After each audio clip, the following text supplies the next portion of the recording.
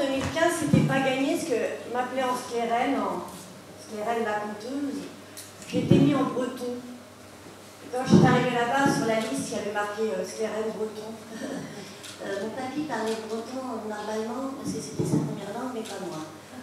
Donc il a fallu courir. J'étais toute seule là-bas, courir partout pour trouver quelqu'un pour que je puisse passer quelque part. Il m'a mis en galop. J'ai pu galoper en toute liberté. Et ça a fini donc avec la première place. Ce soir, je vais vous conter un conte que j'ai découvert pour un spectacle que j'ai écrit qui s'appelle Cécitude-Attitude, où on allait à la découverte de tous les contes et de toutes les légendes, tant de Bretagne que du Pays de Galles, que de la Galice, jusqu'en Wallonie.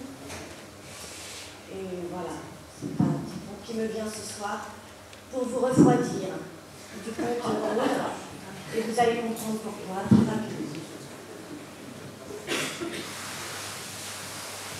Écoutez mon histoire, vous autres qui voyagez, toujours dans la mémoire, ayez l'éternité.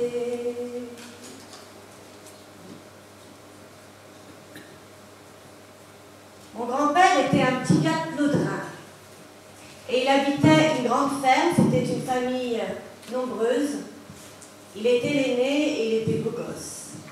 Alors il y avait beaucoup de femmes, beaucoup de jeunes filles qui s'accrochaient à son bras. Faut que je leur montre, faut que je leur descende. Plus bas. C'est ça. Ouais. C'est bon? Ouais. Ah, parfait, effectivement. On rentre dedans.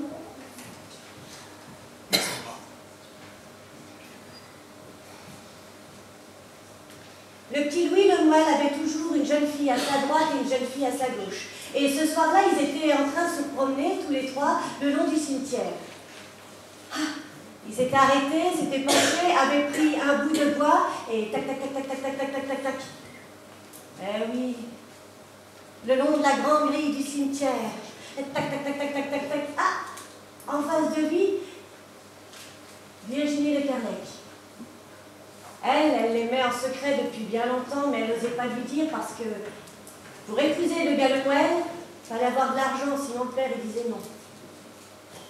Alors, sa chance, elle l'a saisi quand elle l'a vu. Il a pris son bout de bois, il a fait à celle qui m'aime, vous allez le chercher dans le cimetière. Oh non, non, moi je ne ferai pas ça. Une de moins. Alors à qui tour? La seule qui va avoir le courage, c'est Virginie. Ouais, j'y vais. Oh, une chance pareille, ça se saisit. Hein. Celui qui ramène le bâton l'épouse. Ouais. Alors, une fois qu'on est dans le cimetière, retrouver un bâton parmi plusieurs tombes, c'est pas si évident que ça, et la nuit commence à tomber. Pourtant, quand elle était rentrée à l'intérieur, elle s'était retournée et elle avait dit « Hé, attendez-moi, hein, je reviens tout de suite !» Elle a fini par retrouver le bâton, mais la nuit était bien sombre. Il y avait juste la lune pleine qui éclairait son chemin. Et puis quand elle a baissé le regard, il y avait face à elle un pouca. Un lutin qui se transforme en bête féroce.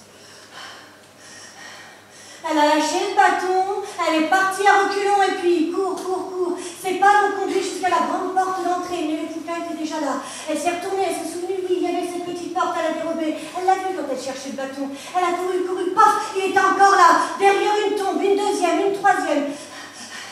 Un embranchement de tombe, à droite, courir encore, il est encore là, et puis de fatigue, d'épuisement, de terreur, elle s'est écroulée, elle a pleuré. Ses larmes ont coulé le long de ses joues. Et le pouca s'est rapproché, tranquillement, sûrement, et de son grand doigt fourchu, lui a retiré sa petite larme en disant « Faut pas pleurer, poupette. De toute façon, je ne te laisserai pas sortir jusqu'à la levée du jour. Cette nuit, tu es à moi. Et pourquoi es-tu là?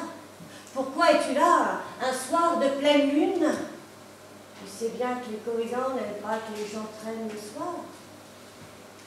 Mais t'inquiète pas, lui avait-il dit, je vais m'occuper de toi. Pourquoi es-tu là alors que tu devrais t'endormir?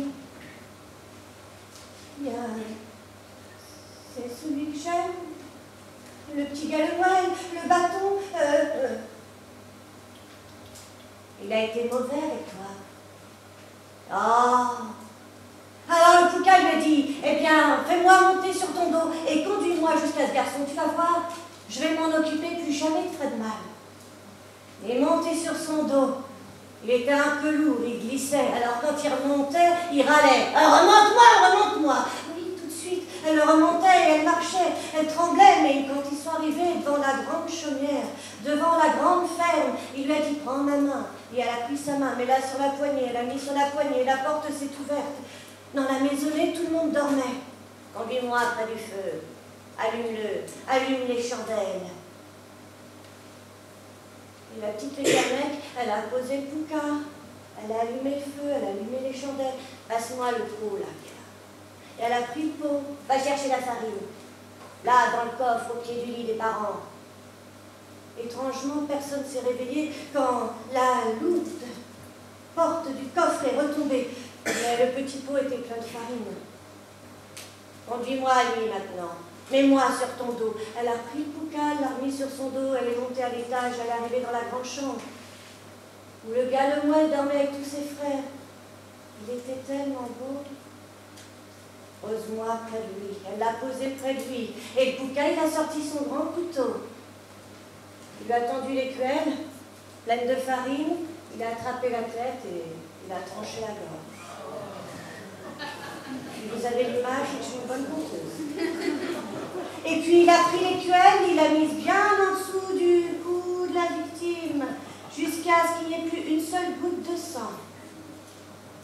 Redescends-moi maintenant. Et près du feu, il l'a installé, il lui a dit, prends la cuillère et mangeons ensemble. Par chance, la petite Lécanec, elle avait un grand foulard ce jour-là. Et à chaque bouchée, elle laissait retomber dans son col l'étrange mixture. Lui, Pouka, il en était déjà rendu au bout, et avec sa grande langue, il léchait, et pour lécher le bol, jusqu'à ce qu'il n'y ait plus une seule trace. Délicieux. Reconduis-moi au cimetière. Sur le chemin, elle a osé lui poser la question. Mais comment un Pouka irlandais peut arriver à Poudrin? Par bateau, ma petite.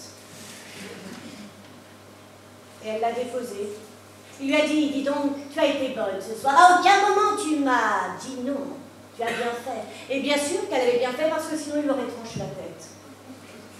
Mais comme elle avait été bonne, il voulait la récompenser. Que veux-tu? Je voudrais que nous redonnions la vie à l'homme que j'aime. Celui que nous sommes allés voir ce soir. Oh, ben ça c'est bien dommage. T'aurais gardé un peu de mixture, un peu de bouillie, tu l'aurais mis sur sa plaie, il aurait pris la vie. Mais maintenant, il n'y en a plus. Mais tu as été tellement généreuse. Pousse ce menhir, pousse-le, regarde-le. Ce soir, il va être léger pour toi. Mais attention, le soleil est déjà en train de se lever. Il y a un trésor à l'intérieur. Quand elle a poussé le menhir, il était tellement léger et pourtant tellement grand. Il y avait ce trou avec toutes ces pièces. Elle les a prises, ça y est, maintenant. Elle avait de quoi faire une bonne dot.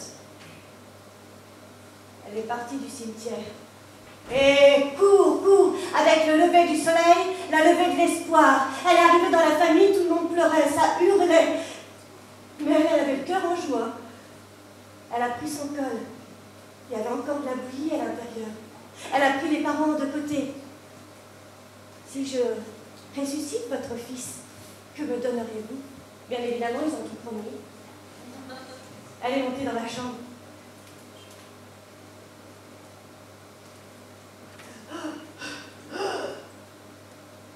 Et elle l'a sauvé.